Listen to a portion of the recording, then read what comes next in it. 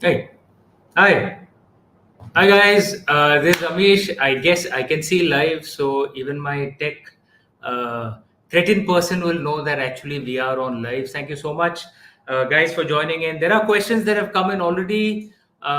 People put in comments. I'm going to respond on that too. But first, good friend of mine, Salvatore Babones, is the first person to put up a question. Rather, I'm going to answer his stuff. Salvatore, this one's for you. My question: do you prefer writing fiction or making documentaries? Which is more fun? Which more personally rewarding? Um, okay, so look, it's like this. At my core, I'm a writer. I love writing books, particularly fiction books, because there's this parallel universe which only I get to enter. I see a lot more than what I actually put down in my books. If I see 100, maybe in my fiction books, there's just maybe 10% of what I actually see. So it really is like a parallel universe that I get to see. It's almost a spiritual experience. I utterly love it. But my fiction books are built on non-fiction thoughts, and my documentaries and non-fiction books is like the step one of that. So I do enjoy documentaries and writing non-fiction books as well. But the core of what I do, the core of what I love is writing fiction books. I am at my heart, in career terms, a storyteller. Thanks, Salvatore. What a lovely question to start off with. There are guys who have put up questions on my stories as well. I'm not the best guy to manage tech stuff. Hopefully, my friend Shaurya can tell me how to get that back in. But there's another question on YouTube. Aditya Anand sir, any update on Rajan Chola book? Aditya, you've clearly been keeping track of all the stuff that I've been doing. Yes, thank you so much. There is a book planned for those who don't know. There is a book planned on Rajendra Chola, the great Indian emperor from the south who lived 1,000 years ago. And regrettably, the Cholas have not been given enough airtime in our national books. Sadly, our history books, our textbooks, that are used in our schools and colleges have too much of a Delhi focus. The Cholas, and not just the Cholas, many others, the Palas, the Marathas, the Gurjar Pratiharas, so many others have sadly been ignored. Hopefully, that will get rebalanced over time. Delhi is an important city, but it's not the only part of India that needs to be covered. Other parts of India need to be covered as well. And there is a fiction book planned on Rajan Chola, which I'm nearly at the end of. It should come out next year. Hope you like it, Aditya. And hope, my God, okay, there are too many other questions coming. Aditya, I need to keep running, as Shaurya is telling me. I need to keep moving. But I hope you like the book when it comes out, Rajan Chola. Okay. Nisha Singh is asking, anytime we can see any of your works on screen. My works are going to take time, but I myself have actually come up on screen. There's some documentaries that I've hosted on Discovery TV, Legends of the Ramayana. The second season for that, Legends of Lord Shiva, will come out next year. There was a documentary that I produced and hosted on the Ram Janmabhoomi temple that came out in Indie TV and Geo. And in fact, it was actually, from what I've been told by my team, the fourth highest watch show among in the non-fiction category of 2024. The only programs that beat us were Big Boss, Shark Tank, and the Kapil Sharma show. Sorry, I'm not very good with Mass TV. So we were number 4, which is not bad considering it was actually a serious documentary. So thank you so much. Ravi Chudasama is asking me to speak in Hindi. Ravi, हमें हिंदी में वार्ता करने में कोई कठिनाई नहीं है. आप प्रश्न पूछें, हम आपको जरूर जवाब देंगे हिंदी में. लेकिन आप हिंदी में प्रश्न पूछिए, हम जरूर जवाब देंगे आपको. Department of English DDUGU is saying good evening. Thank you so much, Department of English DDUGU. I hope you're teaching my books in your English literature course. D Deka, I've already asked my question, but just wanted to tell you, I read your books in class 7, and now I'm in class 12. Your books have got me into the Bhagavad Gita, life-changing for me. Hey, Deka, thank you so much. Yeah, that's actually one of the sweetest comments I've heard. So sweet of you. Thank you. And thank you for all the love for my books. And keep doing good for India. You take care. Cricket the Games is saying big fan, sir. Thank you so much. I think I'm not good at picking the questions. Surely you pick up the questions. There are too many. I'm kind of missing them. Sai, because hey Amish, when is the Mahabharat series coming? Sai, I will start working on that right now. Like I said, there's a Rajan Chola book that I'm working on.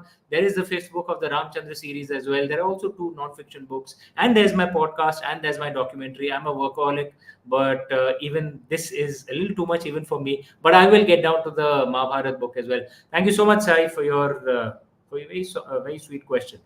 Alpha Mott has asked, when did you start writing books, and how did you read so many scriptures at such a young age? Alpha Mott, very sweet question. Thank you so much. Very interesting question. I'm assuming your actual name is something different from Alpha Mott. Look, how did I get to know about our scriptures? Just good fortune of birth, man. I grew up in a very religious family, very Dharmic family. Both my parents were educated in the Hindi medium, so very deep into Bharat, if you want to call it that. My grandfather was a Pandit at Kashi Vishwanath Ji, and I learned much of what I know about our scriptures, about our philosophies, about our traditions at home. And in our family, actually, we were the first generation to be educated in English, in the English medium. So we kind of had the, if you want to call it that, the best of both worlds. At home was completely Bharat, and outside we engaged with India. So I guess maybe that's why we can, the four of us siblings, we've got our feet on both boards. And that's how I got to know so much of my scriptures. When did I start writing? When I was still at my job around 2004, 2005. I was working at IDBI Bank in those days and DBS Bank. That's when I actually started writing my first book. So when you were researching for your books, this is from D Deka again. We're letting D Deka ask too many questions. We should get some others also. What is the most shocking thing you discovered? What is in contrast to what's shown in mass media, especially mythological? Listen, it's not so much about researching for the books. It's actually, and the best way to see my life is that I was researching for all my books my entire life without even knowing it, while before I actually started writing. That's a way to see it. All my reading, all my traveling, everything actually went in as research in the back of my mind. And that emerged in the book in my books when I started writing. So what is the thing that shocked me the most? It was when I went to Tamil Nadu for the first time. I was born in Mumbai. My family is from UP. My early years were in Odisha, in Western Odisha, in a very small place. I studied in a school called Uthman English Primary School. And then my parents sent my twin brother and I to Lawrence School in Uti, in Tamil Nadu. We would have been in the fourth standard at that time, so I would have been maybe 9. And on our first trip there, we discovered that Lord Karthik in Tamil Nadu is not shown as a bachelor. He's actually shown with two wives, Valliji and Senaji.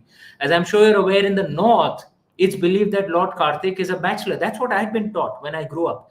And when I came back, my brother and I came back for the first time from Lawrence School. We came back and we asked Ma, "Hey, but you told us Lord Karthik is a bachelor. We discovered out there that he has two wives. What's going on?"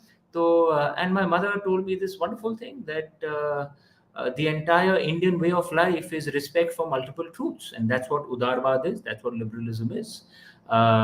So for us North Indians, Lord Karthik may be a bachelor, but for South Indians and particularly Tamilians, Lord Karthik is married, and indeed he has two wives. And we will respect their truth, they respect our truth. That's what liberalism is. I discovered that lesson in the fourth standard, thanks to my mother, and thanks to the fact that I studied in Tamil Nadu. Okay, Sahil 5001 has asked in Instagram. He's asked in Instagram, when is the gaming you're collaborating with Ubisoft coming out? Okay, good question, Sahil. Thank you so much. For those of you who don't know, I am actually working on a game, a AAA game. So it'll come out on, on PlayStation and things like that. It'll be a proper game, like what the kind you see at the top level in the West, like Black Myth Wukong, Sun Wukong, for example, the Chinese game that's just come up. It'll be of that scale. It is going to be based on Indian legends, and at the beginning, it's actually going to be based on the story of the Ramayana. and we've just started working on this game. The aim is to have it out by in another 2.5 years. One of the chief producers of big games in Ubisoft, which I'm sure you're aware is among the biggest gaming companies in the world, is a co-founder with me in this. It's a French-British company, and I'm working with them. And it is one of the most exciting projects I'm working on. More particularly because my son is very excited by this. When I told him that I was approached for this, he said, "Yes, yes, you have to make this game." So hope you guys like it when it comes out. Sai Datta has a question. Sir, what are your top 5 book suggestions to know Indian history? I've read too much to give just 5 suggestions, but of the ones I've read in the recent past, the ones that are coming to mind straight away, I would suggest Sanjeev Sanyal's Ocean of Churn. Fantastic book, and gives a completely different insight into what drove the Indian way of life as compared to what our history textbooks have taught us. We've seen ourselves largely as an agrarian society, suffering invasions from the northwest, when perhaps a greater truth is that we were a seafaring nation with among the largest coastlines in the world. And Sanjeev Sanyal covers this in Ocean of Churn. You must certainly check his book out.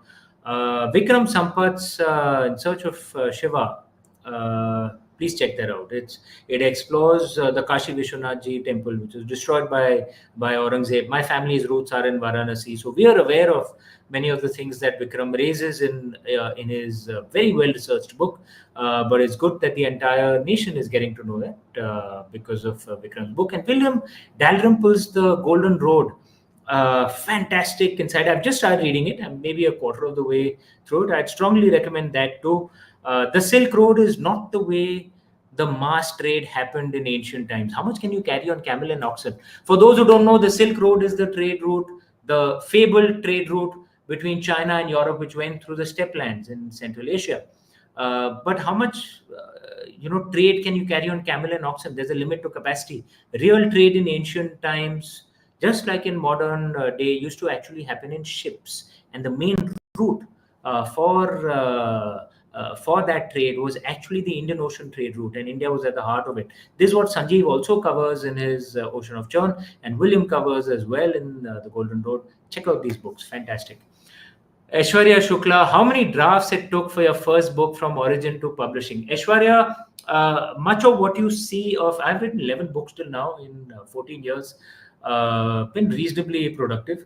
And much of what you read is usually the first draft, at least in terms of the story.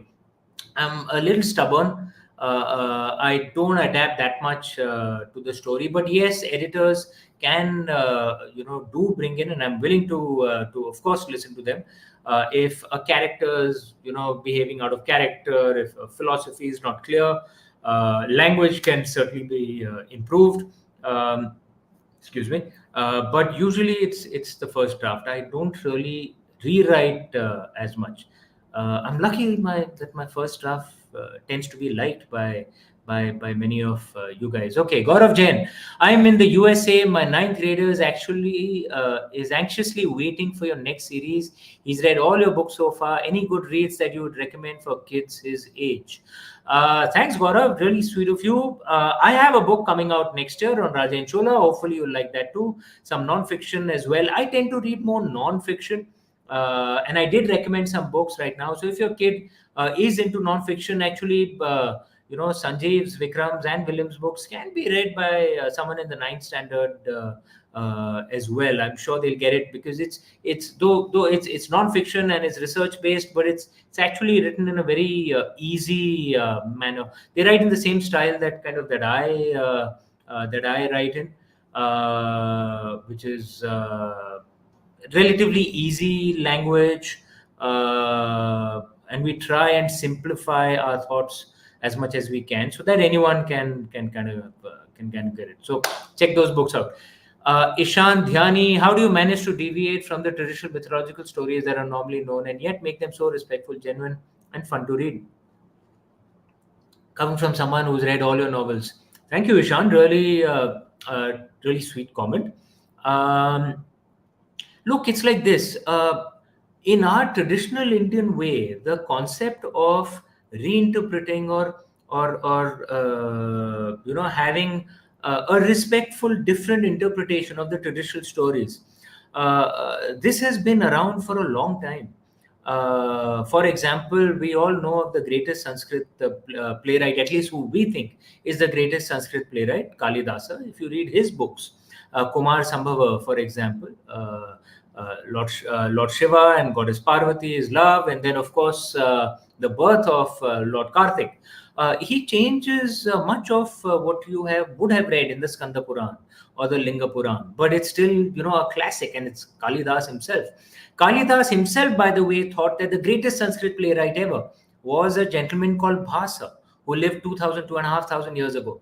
Bhasa wrote an interpretation of the Mahabharata called the Pancharatra, where the war didn't happen. The Mahabharata war didn't happen. And this was an interpretation by Bhasa, the greatest Sanskrit playwright ever, according to Kalidasa. So this is actually our rich ancient tradition. As long as you make a different interpretation with respect, I think Indians actually accept it. And what many modern Indians don't know, what you've seen in the 1980s television serial was itself a respectful interpretation. For example, many modern Indians would believe that the Lakshman Rekha was actually there in the Ramayana. In the original Valmiki Ramayana, there is no Lakshman Rekha, which kind of set the boundary which Goddess Sita couldn't cross. That wasn't there in the original Valmiki Ramayana. But Goswami Tulsidas ji made a respectful interpretation, and that was also accepted. So this is an Indian tradition, and I guess I walk on that path as well. Arjun Dikshit, hi sir, please don't ignore. What about the? No, I'm not ignoring you. I'm answering your question, Arjun. Okay, what about the visual adaptation of Meluha? Any update or any adaptation which will be based on your books are on the plan, sir? Would love to see and expecting it. Arjun, someone asked me a similar question earlier. There are documentaries out on my books. I've started a podcast as well. Those of you who are watching, do check out Author Amish on YouTube, @Author Amish. I think where you're seeing this live, if I'm not mistaken, sorry. All my channels have the same name, @Author Amish. So do check out my podcast as well. So I'm there on audiovisual, on documentaries, and on podcasts. In terms of adaptations of my books, there's an adaptation being worked upon on Suhail Dev, one of my novels, Suhail Dev here. For those who haven't read it, do check it out, Suhail Dev. And there's a discussion happening in the West for Shiva trilogy as well. Let's pray that it works out. Let's pray to Lord Shiva. And hope you guys like it when you see it. Wonderland. The Immortals of Meluha was rejected by 20 publishers before you self-published it and became a bestseller. To what do you owe your persistence? Wonderland, I assume that's not what your parents named you. But since that's a name you've used, I'm going to call you Wonderland. Bravery is the other side of stupidity. And you can look back and see and think or analyze whether you were brave or stupid only in hindsight, right? Only when you look back. If you succeed, it's called brave. If you don't succeed, it's called stupid. The way I see it, when you're actually doing your actions, then don't think about whether people will call you brave or stupid. Then don't think about whether you'll succeed or fail. Just do something that you like doing and be detached from the results. If you succeed, great. If you fail, that's okay. At least you tried. Trust me, when you're 75, 80, the things you'll regret the most are not where you tried and failed. The things you'll regret the most are those things that you didn't even try, right? So if there's something that's truly important, you can't be trying everything under the sun. So you have to pick. There have to be a few things that are truly important for you. But once you pick that, then commit to it and at least try your best. If it works, great. If it doesn't work, no problem. At least you tried. And this philosophy is actually what has been taught to us in the Bhagavad Gita through the words of Lord Krishna, Karmanyavadikaraste mahaphaleshu kadachana, that you have a right to your karma, but don't bother too much about the fruits of your karma. If you actually enjoy what you love doing, and you get detached from success or failure, then nothing can stop you actually. Raj Singh Tanwar, is the Ramayana also in a way the stage map which one goes through in the process of raising Kundalini? Interesting question, Raj. For those who don't know, Kundalini is actually It's called the serpent of energy, which actually exists in our bodies, can rise from from the base chakra to our crown chakra. It is believed that this is, in a sense, the presence of the Devi with us. Um, Look, the interesting thing about the Ramayana is the very word Ramayana means the journey of Ram. So one of the interpretations that I've been told by my grandfather, my Pandit grandfather, is that could it be that the Ramayana is actually the story of how the Prince Ram became the Maryada Purushottam Ram? Uh, and is that what the journey is actually about? That he had to go through these challenges to become the great ruler, the great god that he became. It's a very interesting interpretation and worth exploring. Amogha R, do you feel like socialism and capitalism are also other versions of the masculine and feminine way of life? Is the Cold War another misunderstood dharma yuga? Interesting question, Amogha. Look, it's like this. The problem with my problem with socialism and capitalism, which are Western paradigms and philosophies, is they suffer from what I think is the primary problem with the Western approach, a lack of balance. The Westerners tend to swing from one extreme to the other. I don't know if you guys have seen that there'll be an extreme where men are, in control of everything, women have no say, which is obviously unfair. And then they swing to the other extreme where men are all bad, all patriarchy is bad, nothing good about men. And now they'll swing to the other extreme again. uh, and you notice that it reflects in the way their society works as well. That when you want to fight for the rights of women in the West, it becomes about hating men. And then when you want to fight for the rights of transgenders, it becomes about hating women. It just swings from one extreme to the other. And that's a problem with socialism and capitalism as well. In socialism, they end up assuming that all businessmen are bad, they're all evil, everything should be controlled by the government. It usually leads to economic chaos. There is not one example where socialism has actually worked in making a country wealthy and successful. From when it has been tried, from 100 years, 100, from actually Russia was, I guess you can call it the first technically socialist country. The economic life across all these countries has been destroyed by socialism, so it doesn't work. But capitalism is the other extreme, where any welfareism is seen as bad, any help towards the poor is seen as bad. That's also equally stupid.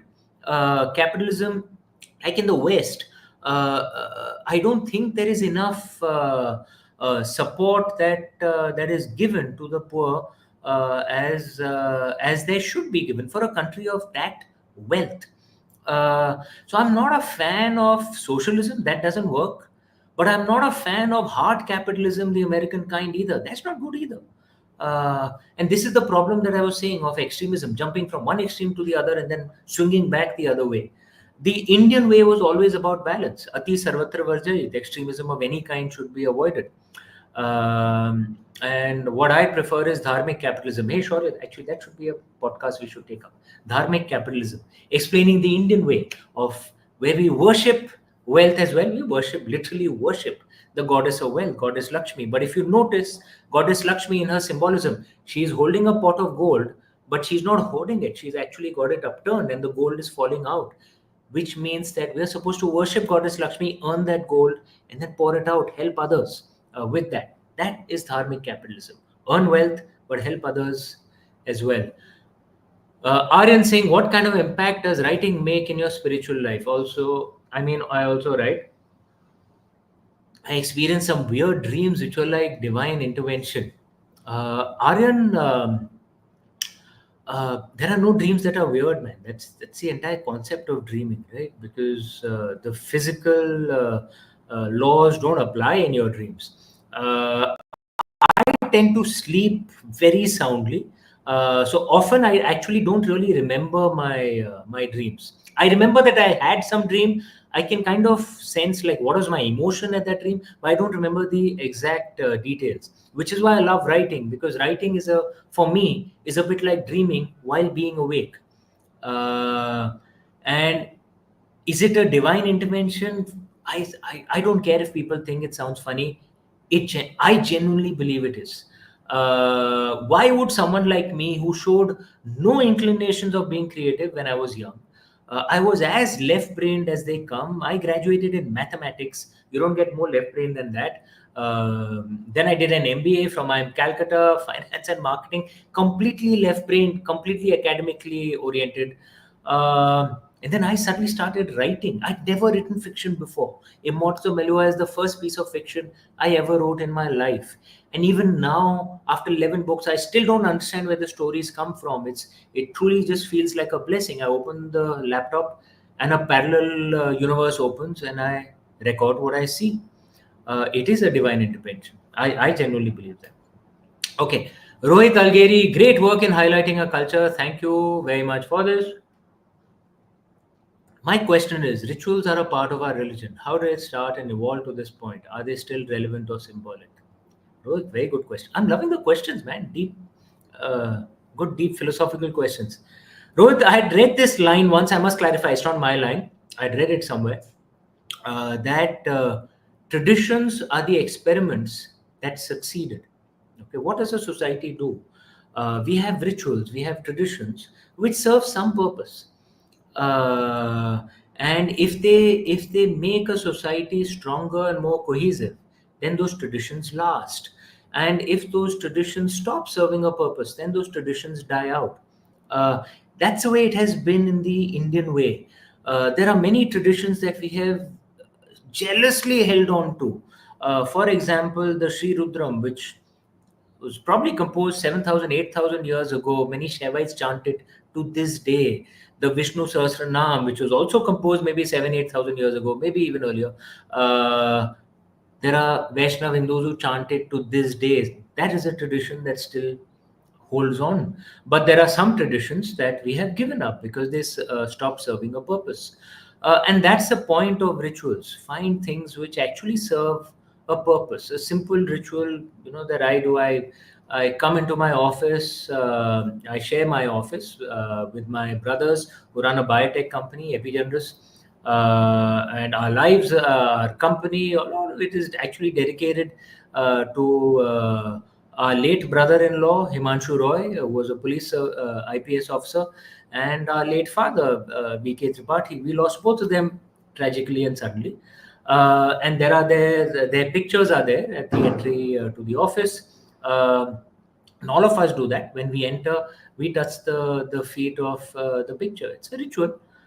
Some can say, "What's the point? Why are you doing this?" But it gives me peace, gives me momentum for the day, so I do it.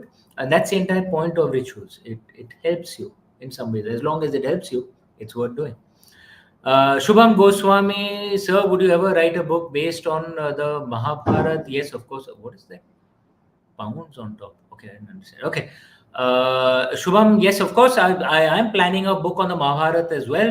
And I hope to, once I'm done with Rajen Chola and the last book of the Ramchandra series, I'll get to that too and hope you like it, Shubham. Thank you so much. Next, but thanks, Shubham. Thank you for that lovely question. Next one. Okay, sorry, you're going to have to pick up because there are two. Okay, sorry. Hi, Amish. Do you plan to write about other countries and their mythological stories? Yes, Pooja, I am actually interested in that. In fact, some of the non-fiction books that I've written with my sister Bhavna Didi actually cover the legends, traditions, and myths of other cultures as well. So, for example, our book Idols, excuse me, does cover Greco-Roman legends and myths as well. We Hindus like to think we are unique, but actually there are many cultures who were similar to us. It's just that we've survived. And many of those cultures have sadly died out, like the Greco-Roman culture or the ancient Egyptian culture. And we've covered their traditions in our non-fiction book, Bhavna Didi and I. It's called Idols. Do check it out. And yes, I will hopefully write on them in some of my fiction books as well. Uh, Glitched entity. Okay. The question is certainly not glitchy. According to you, what are the current challenges faced by the Indic Renaissance movement? Good question. Um, entity. Look, the way I see it is in many ways the if you want to call it the Indic Renaissance movement or the Bhumiputra movement, what do you want to call it? It's a revival after many centuries of often violent and also intellectual attacks. Um, there are many obvious challenges, that how do we mine our past, make sure we can bring it out while presenting it in a modern context as well. Technologies have changed the way modern life happens, so our ancient philosophies have to adapt to make it more suitable for those absorbing these philosophies today. These are the obvious challenges. Many of the attacks on us, like idol worshipping is evil, for example. Many Indians and Dharmics themselves have, are almost defensive about idol worshipping because we've been attacked so much on it. But these are the obvious challenges. I think the key challenge is how do we make sure that we do this revival um, without unnecessary anger. Because if we give in to that, yes, our culture suffered a lot, no doubt about it. But if we give in to the rage of what our ancestors suffered, we will in a way lose what our ancestors actually taught us. Um, and that to me is the key challenge. How do we do this with strength? I certainly don't call for us to be doormats. No, we must do it with strength, but with quiet strength, not unnecessary rage. That will not work. And that's a very fine balance where you're tough enough to defend your point of view, but not so extremist or aggressive uh, that you lose the argument and, more importantly, go against what our ancestors themselves would like us to behave like. I think that is a key challenge, that fine line. Nitin saying, how do you conduct your research on Indian history? Nitin, read as much as you can, man. And look, particularly read as widely as you can. People from all sides of the so-called political or intellectual divide.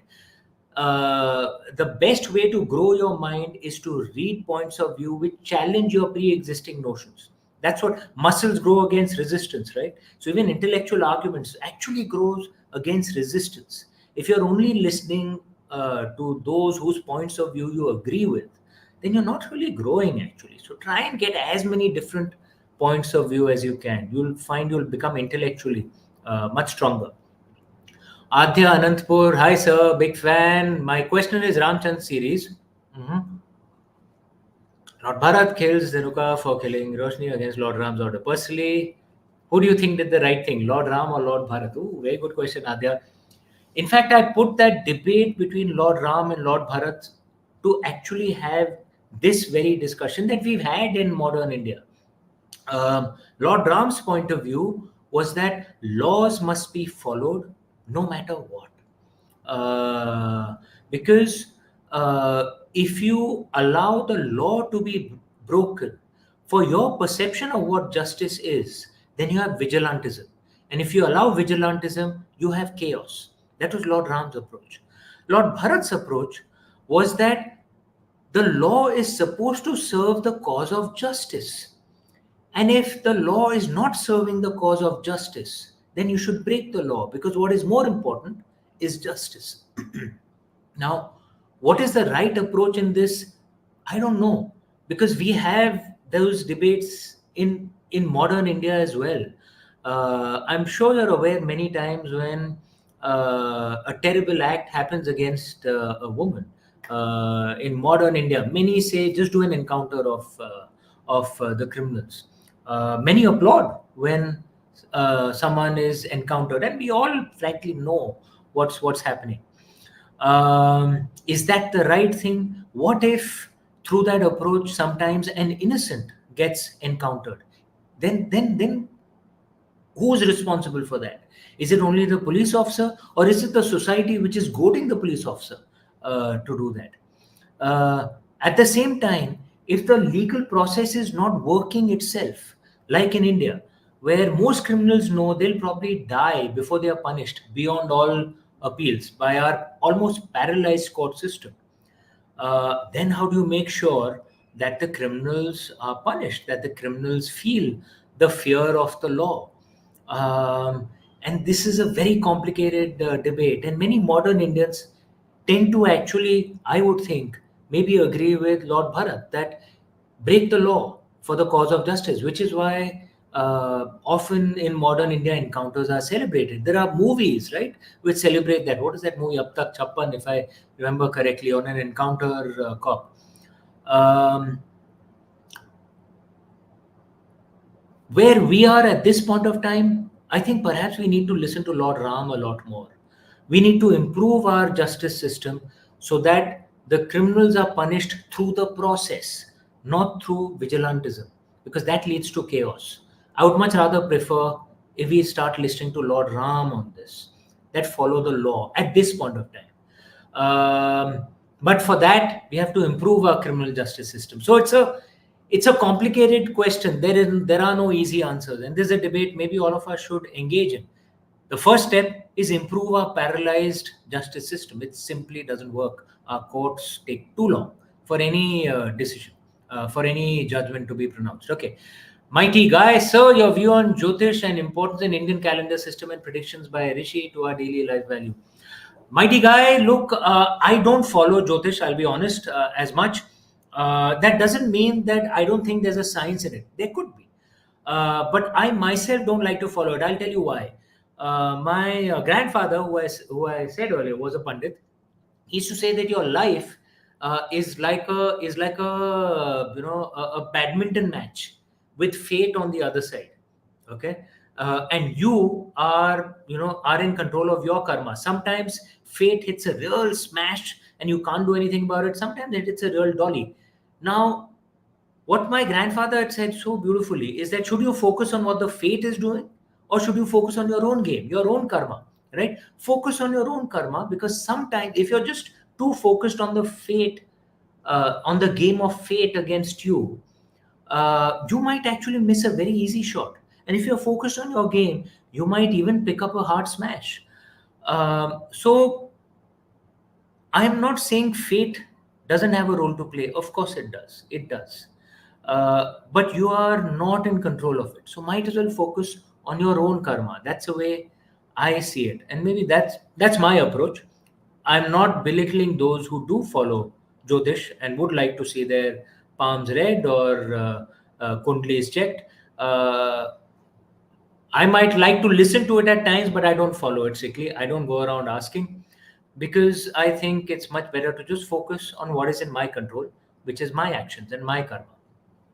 Khushi Thakur, why did you choose for Ravan to just surrender and play his part in book 4, not make him the villain he is? Love the book, by the way. Excited to see you at Gatha at SVU on the 20th. Khushi, and for everyone who's listening, yes, I will be at the Gatha Festival on 20th of October in Mumbai. If you guys want to catch up with me, do come there. On Ravan, look, it's the way he emerged in my mind. And I wrote Ravan when perhaps when I was going through my worst phase in my life.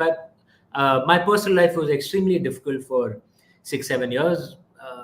One suffered a lot of tragedies in life. My family is very important to me, and I lost people in my family. And I was writing Ravan at that time. And for me, Ravan actually just came across to me as a person who couldn't control his ego and couldn't control the challenges that life was throwing at him. Lord Ram and Ravan both suffered. The world was unfair to both of them. I think the difference between Lord Ram and Ravan was how they reacted to that suffering. Lord Ram reacted to that suffering with nobility, that the world was unfair to him, but he will be even more noble to the world in return, that his attitude was, I will give to the world what the world never gave to me. The world gave me unfairness, I will be fair to the world. The world gave me pain, I will try to help the world. That was Lord Ram's approach. Ravan's approach was, the world hurt me, I will freaking burn all of you down. Right? The world hurt me, I will visit it upon you 10 times worse. The one who suffered for that most was actually Ravan. And maybe to me, that's a lesson to learn from Ravan, that when you are suffering, as I suffered, I mean, just hating the world is not going to help you. And yes, control your ego, it's in your own selfish interest. You're not doing a favor to others, you're doing a favor to yourself if you control your ego. To me, that's a lesson from Ravan. Still makes him a very interesting character, intriguing character to write about. अनुराग नेगी, कल के अवतार और चिरंजीवियों पर आपके विचार क्या हैं? बड़ा अच्छा सवाल है अनुराग जी। देखिए, कल के अवतार का कल की पुराण में कल्कि जी के बारे में काफी विस्तार में लिखा हुआ है, और जिन लोगों को नहीं मालूम, जो 10 अवतार जो माने गए हैं उनमें से 10वें कल्कि जी हैं, और माना जाता है कि जब वो आएंगे तो कलयुग का अंत होगा। श्वेत अश्व पे आएंगे, वो व्हाइट हॉर्स। तो ये एक कहानी है। कल्कि जी के ऊपर भी मेरे दिमाग में एक कहानी है, देखते हैं, शिव जी की कृपा रही तो वो भी लिखूंगा कभी। और चिरंजीवियों के ऊपर भी देखिए, गेमिंग में मेरा जो गेमिंग का जो आइडिया है उसमें मैं चिरंजीवी लाने वाला हूँ। जिन लोगों को नहीं ज्ञात है, चिरंजीवी वो हैं जो अमर हैं, जिनकी इस मनमंत्र में मृत्यु नहीं होगी। उसमें अश्वत्थामा हैं, हनुमान जी हैं, कई हैं। तो ये भी एक धारणा है हमारे शास्त्रों में, और उनकी कहानियों से भी बहुत सीखने को मिलता है चिरंजीवियों के। Okay, Amit Raj sir, don't you think we unnecessarily celebrate IT plus IM combo? Because if you're in IT, why would you want to be a sales or equity manager? Good point here, Amit. I should clarify myself. I'm from IM, so I shouldn't diss the brand. I did my MBA from IM Calcutta in 1997, but I should clarify, tell you something, that the first job that I was recruited for, what the HR manager had told me at that time, and I just graduated from IM, and as you know, very often those of us who graduate from IM, it takes us a year or two to settle down in our job. Often, sadly, we come out with an overinflated opinion of ourselves. We think we should be CEOs within a year of graduating out of our B school. Life doesn't really work that way. But my HR manager told me this very interesting insight, that we don't think you've learned all you need to learn for your job at B school in these 2 years. We just see it as a convenient way to hire the most talented people in the country, because if you got through that exam, and if you've survived 2 years of IM and got good grades, then you have the basic smarts. And that HR manager told me that we will train you all you need to know for your job. So it was a very interesting, very different insight. But I will say this, that not every IM guy does well in life. There are many IM guys who actually plateau after some time. And among our best entrepreneurs, among our toppers, are actually not IIT or IM guys. So don't think that if you get into IIT or an IM, then your life is made. No, you're going to have to keep competing. And on the other hand, don't think that if you haven't got into IIT or IM, then your life is finished. No, there are opportunities all the time. And the present India is a very different India from the one I was growing up in. When I entered the job market in the mid 1990s, there weren't so many opportunities. But today, India is the 5th largest economy in the world. There are tons of opportunities, and you can try entrepreneurship as an option.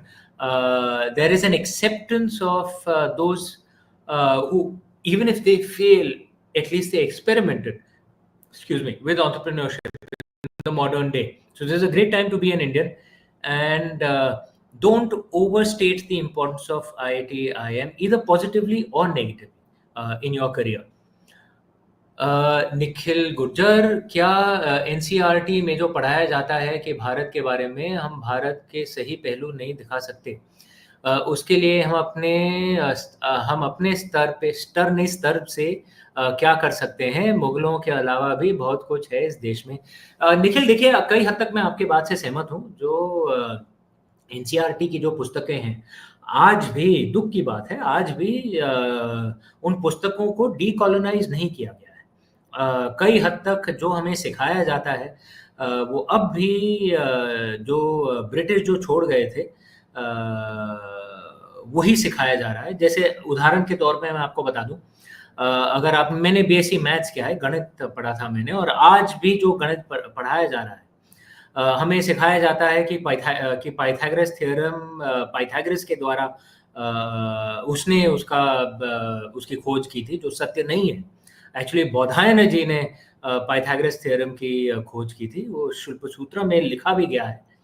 अगर आप medical college जाएंगे तो आपको Euclid के बारे में भारत के medical college जाएंगे तो आपको यूक्लिड के बारे में सिखाया जाएगा, लेकिन चरक या सुश्रुत के बारे में नहीं सिखाया जाएगा। ये दुख की बात है।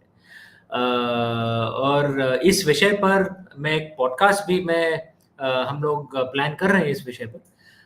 लेकिन हाँ, जितना हो सके हमारी जो शिक्षा प्रणाली है इसे डीकोलोनाइज करना चाहिए। ऐसा प्रतीत होता है कि आज की जो शिक्षा प्रणाली है उसमें मुख्य लक्ष्य ये है कि पढ़ा लिखा के किसी तरह बच्चे को अंग्रेज बना दो, और ये दुख की बात है।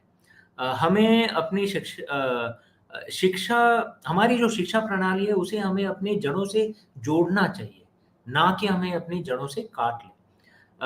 तो मैं आपकी बात से सहमत हूँ, और हाँ, इस पर चर्चा होनी चाहिए, और हमें अपने नेताओं, अपने पॉलिटिशियंस पर इस विषय पर दबाव भी डालना चाहिए। Nava Vimarsh, we can't follow laws when the other side is breaking laws to win. Shall we still follow the law and lose the battle? Interesting point, Vimarsh, but the way I see it, there's a difference when you're within the country, and there's a difference when you're fighting external enemies. When you're fighting external enemies, I would much rather, at this point of time, support what Lord Krishna had suggested. Shate shatyam samacharet. दुष्ट के साथ दुष्टता ही करनी चाहिए. Speak to the wicked in the language that they understand. And yes, I would support this when we are engaging, for example, with our Western neighbor Pakistan. They only understand one language. We must speak to them in that language. But there's a difference when you're fighting foreign powers, where Matsya Nyaya or the law of the jungle, frankly, runs a riot in the modern day, and within your own country, where we must have the rule of law. Otherwise, we'll have chaos. So there's a difference between what happens at home in our country and what we do with foreign countries. When we do it foreign countries, yes, we must follow, I would suggest, Lord Krishna's way, Shate Shatyam Samacharit. But within the country, we must follow the law. That's my approach at this point of time. Okay. Shashwat Mukherjee, do you really believe that in every yuga Ramayana and Mahabharata are happening? Is this indication of multiverse from a Puran point of view? Shashwat, the belief in the Indian way is that in every yuga, there are stories that happen from our gods and goddesses, which are to teach us valuable lessons which we can apply in our own life. These are not just stories to enjoy, these are stories to learn life lessons from. That's the way our ancestors taught this to us. And isn't it better if we learn life lessons from stories such as the Ramayana and the Mahabharata, rather than some modern movies which glamorize very negative characters or underworld characters? Those aren't good life lessons to learn, right? So the way to look at all these stories across all the yugas, it could be the Ramayana, could be the Mahabharata, could be the Mahapuranas, the 18 Mahapuranas, could be the Upapuranas, any of them, is to learn life lessons which then we can apply in our own life on how we make choices and how we live.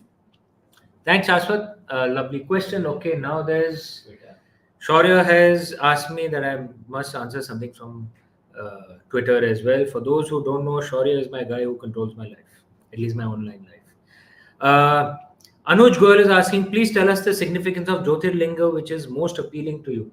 Anuj, lovely question. There are 12 Jyotirling temples across India. Uh, and the very word Jyotirling itself gives a clue about it. So, Jyoti, as you know, is flame, fire, light, right? And ling, we all know, it's either the ling in the form of how we see the shivling, or it can actually indeed be a pillar. And it is believed that the Jyotirling temples across India represent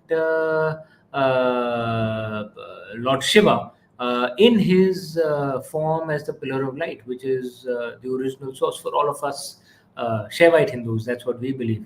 Um, and to me, that source of light is something uh, that can teach us how to live our own life. There is a story around the Jyotirling where when the Jyotirling emerged, when Lord Vishnu and Lord Brahma saw it, they decided to have a competition between the two of them, that who can reach the end of the Jyotirling. And Lord Brahma converted himself into a swan and started flying to find the top of the Jyotirling.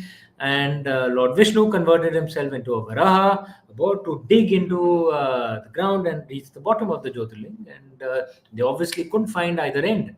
Lord Vishnu came back and said the truth that I couldn't find the end of the Jyotirling. Lord Brahma, it is believed, that's what the legends say, lied that in fact that he did find the top of the Jyotirling, and for that Lord Jyotirling was Lord Shiva. And for that reason, Lord Shiva said Lord Brahma will not be worshipped across India except at the Pushkar temple, whereas Lord Vishnu's temples will be spread all over. There are, of course, lessons for how we must behave and how compete, etc. But I think to me, that lesson was a key learning from that was that the Jyotirling has no limits, not at the top, not at the bottom. And if you're faced with infinity, then what is the center of that infinity? The center is wherever you stand, and wherever you stand in your approach to Lord Shiva, that can be the beginning of your journey with Lord Shiva. That's the way I see the Jyotirling. Okay, Asmita Deshmukh, sir, in most fictional series and serials, Sita Ma is portrayed as a weak character who cannot defend herself. However, in your book, she is depicted as a warrior's princess, which is promising. What do you think? Look, um, a lot of how we see Sita Ma is defined by a 1980s television serial, and Ramanand Sagarji did a good job. Don't get me wrong. I'm not trying to belittle the great work that Ramanand Sagarji did. But in his interpretation, he did show Sita Ma in a particular way. Many of the serials after that tended to stick to that. There are other interpretations of Sita Ma in other versions of the Ramayana as well. In the Valmiki Ramayana, in the original Valmiki Ramayana itself, Sita Ma is a very strong character. She's not a warrior, but she's a very strong character. In the Adbhut Ramayana, which is also credited to Valmiki ji, Sita Ma is actually a warrior. She's the one who kills the elder Ravan. Yes, you heard that right, Asmita. Sita Ma, she kills the elder Ravan. And this was a very popular version in ancient times. So we have various different interpretations of the Ramayana as well, and I find that interpretation of Sita Ma as a strong warrior very inspiring as well. Okay, Yash Hazariwal, loved your podcast. What other topics should we as a Janta be looking forward to? Look, we've just started. There are only 4 episodes that will come out. Thank you for all the love here that you guys have given to my podcast. Those of you who haven't seen it, Shaurya very smartly has displayed the what's this called? The handle at the rate author Amish. You can go on YouTube, find it out there. We posted on Twitter as well. So you can check out the podcast at the rate author Amish. We've launched 4 episodes till now. It's in Hindi and English. And the Hindi one is not a dubbing, it's a fresh recording, right? So an English fresh recording and a Hindi fresh recording. Do check it out. We are going to be covering many issues in the future, like how we manage our monsoon, for example. Uh, excuse me, on Chhatrapati Shivaji, for example, various subjects. And if you guys want us to cover particular subjects in our podcast, do put comments on uh, Twitter, Instagram, Facebook, YouTube. @author Amish is the same handle name everywhere, and we will be very happy to consider some of those subjects. Shashwat, haven't we answered Shashwat already? Okay, do you really believe? We've answered this already. Okay. Mm, okay, Mogha. Both being avatars of Vishnu, why do you suppose Lord Ram and Lord Krishna have such opposing views on dharma? Good question, Amoga. One of the things with dharma is that dharma adapts to the yuga, right? To the yuga that we are in. Uh, when we are in Satyug, when it is told to us that dharma is strongest, when dharma is usually represented by a bull in our traditional way, and in the Satyug, it's believed that all four legs of the bull are there, so dharma is at its strongest. Then there's Treta Yuga, where dharma becomes a little weaker. So there are only three legs at that point of time. And then Dwapar Yuga, where dharma becomes even weaker. Where there are only two legs. And then there's Kal Yuga, which is the yuga we are in, where dharma is at its weakest. Lord Ram and Lord Krishna were in different yugas. As we all know, when Lord Krishna left his mortal body, that's when Kali Yuga actually began, and Lord Ram was in the earlier yuga, Treta Yuga. So, therefore, since the concept of dharma, since the yuga itself was different, how dharma was seen was also different. The challenges that dharma faced was also different, and which is why Lord Ram and Lord Krishna behaved differently. That's the entire point of learning from them. That uh, there is a yuga dharma as well. If you're fighting an enemy who is himself dharmic, then it's easier for you to be dharmic. But if you're fighting an enemy who is adharmic, who does not follow the rules of war, then how should you behave? And those are challenges of the yoga, and that's what Lord Ram and Lord Krishna's different stories teach us. Ritesh Kumar Panda, we've been at this for nearly an hour. Sure, can we do? We'll do two more questions, and then I think we will call an end to it. I'm kind of getting, if it's okay with you guys, kind request. Ritesh Kumar Panda, and for those of you who we couldn't answer, I'm so sorry. We will certainly do it again. I know there are many questions coming up across all our things. I'm really sorry. Many more questions than what we had expected, but we will certainly do this once again and try and answer as many as we can. But coming back, Ritesh Kumar Panda, I just wanted to ask you if you believe in spreading awareness about the Indian history through virtual events like this. Yes, of course, Ritesh, and which is why I'm doing this. We should actually speak of our culture, of our history, of our philosophies through all media, right? Through books, through podcasts, through documentaries, through movies, through lives like this. And I will keep doing as much as one can, and as much as my energy allows. Thank you so much, buddy. Okay, Aditya Gajra, in one of your books, you've mentioned about our epics evolving over time to adapt to the current generation. Your views on the same? Yes, actually, I mean, it does happen if you think about it. I just mentioned the Lakshman Rekha, which is not as a concept, and I'm sure all of you are aware of what the Lakshman Rekha is. But the Lakshman Rekha concept is not there in the original Valmiki Ramayana, and it is there in the Ramcharitmanas, which was written by Goswami Tulsidas ji in the 16th century. My theory for why Lakshman Rekha came in at that time, that was the 16th century. We were suffering from invaders. The India had become a lot less safe. And is that why Goswami Tulsidas ji had that interpretation? I don't know. But across time and across regions, you'll find that the stories of the Mahabharata, Rama, and Puranas keep adapting, where the soul is the same, but the story around it, the wrapper around it, adapts a bit to give you messages that are relevant for that modern day. And this is, in a way, what evolution is, which is why you find so many different versions of our Puranic stories. Like in the Ramayana, the Kritabashi Ramayana, the Bengali one, the Kamban Ramayanam, the Ramcharitmanas, all have various minor, sometimes major differences in our traditions, in our worshipping traditions. Lord Kartik is seen as a bachelor in the north. He's seen as married in the south. In fact, with two wives. The birth of Lord Kartik is the stories are different depending on which of the Shaivite Puranas you read. And this is what actually evolution means, that the soul remains the same, but the body adapts to the new age. Um, Medi Dodil Vahini. Okay, Vahini. In War of Lanka, Vibhishan knows reason for plague in Lanka but doesn't say. Lord Bharat hates him for that. Another point of view, no one in Lanka listens to him, so he didn't say. Is there a positive side?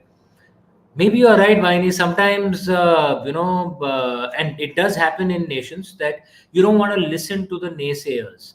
Uh, and maybe that's the entire point of freedom of expression. Let everyone have their say.